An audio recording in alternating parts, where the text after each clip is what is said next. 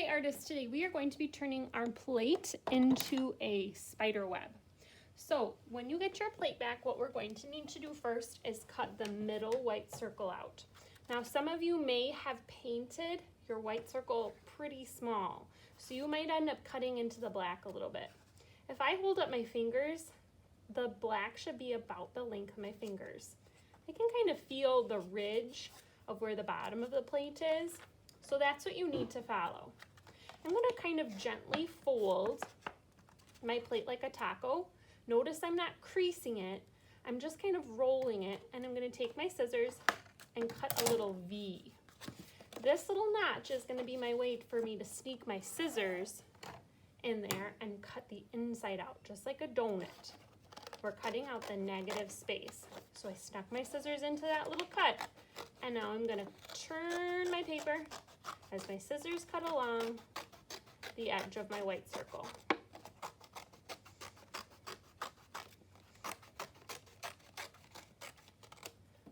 This part is garbage and needs to get thrown away. Now when you flip this over, you might notice that some of you wrote your name nice and big in the middle. If you have cut it off, like I have, you need to rewrite it. Name and class code needs to go on the edge because now the middle is gone. All right, the next step is you're going to be using a hole puncher. Hole punchers work really similar to scissors. I have to fit the paper right in that little mouth, and with my hand, squeeze the mouth closed. Some of them are kind of old and hard to squeeze, so just do your best. So I'm going to put the paper in the hole of the hole puncher and squeeze to punch a hole. I'm going to do about 11. Okay, so make sure there's about 4 fingers of space in between. 2, 3, 4, 5, 6, 7, 8, 9. Looking for a space that's maybe a little bit bigger. 10, 11. Now why I wanted you to have 4 fingers of space in between is if all of your holes are really close together, like I have all 11 holes just right here, you're not going to have enough room for your spider web to reach across. So you need 11 holes evenly spaced going around the circle. Then I'm going to bring you a piece of yarn, and all the yarn is about the same length. If you need a little bit more, you can raise a hand. I'm also going to give you a piece of tape that's about the length of your finger. I'll just set it on the edge of your table for when you're ready. You need to rip or cut that little piece of tape in half, because I'm going to need 2. All right, this little tail of yarn is going to go through one of the holes and get taped to the back. All right, I'm ready to start stitching. So with this long piece, I'm going to go across from where I just went in and through the hole. Go across from where I went in and through the hole. You are going to stitch in and out, over under to fill up the holes with your spider web. Do you notice how I'm going across from the hole? I'm not going to the neighbor one. I'm trying to go across so it looks like a spider web. Awesome, I had just enough. I'm going to feed this tail into that last hole, and with the second half of my tape it off. All right, I've got a great spider web. Now I need to make a spider. So at the drive-thru, you're going to need to grab a big piece of black paper and 2 white squares.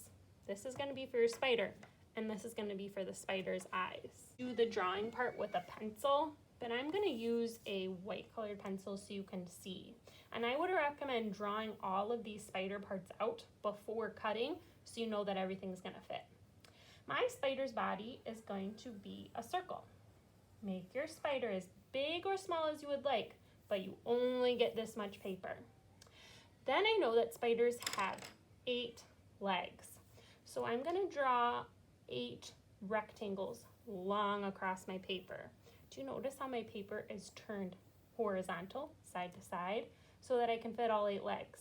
So 1, 2, 3, 4, 5, 6, 7. Ooh, this one's really skinny, but I'm gonna fit it. 8. I need to cut on these white lines so that I have 8 legs and a spider body. All right, here's my legs and my spider body. I need some eyes. So you got 2 white squares.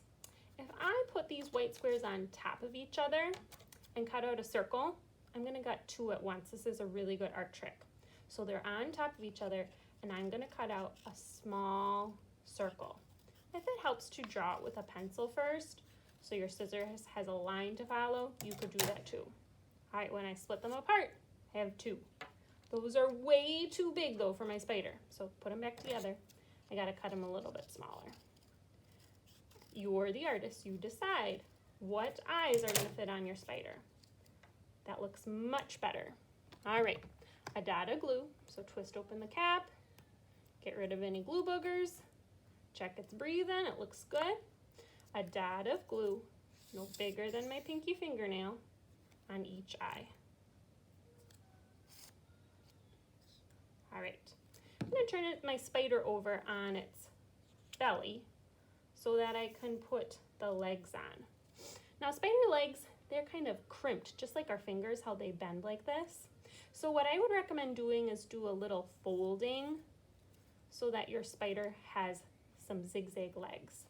And then, just like my eyes, a little dot of glue and glue it to my spider's tummy. You might have to hold down and count to 10. 1, 2, 3, 4, 5, 6, 7, 8, 9, 10. That needs to happen to each of the legs.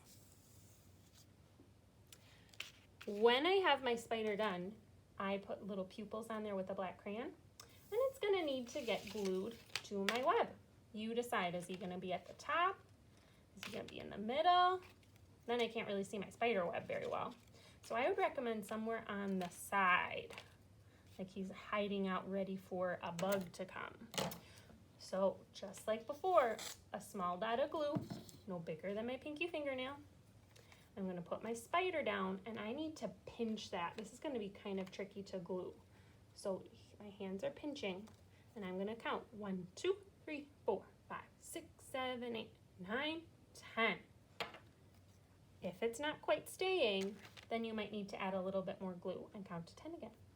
My spider web and spider is done. I can't wait to see yours and see what you create.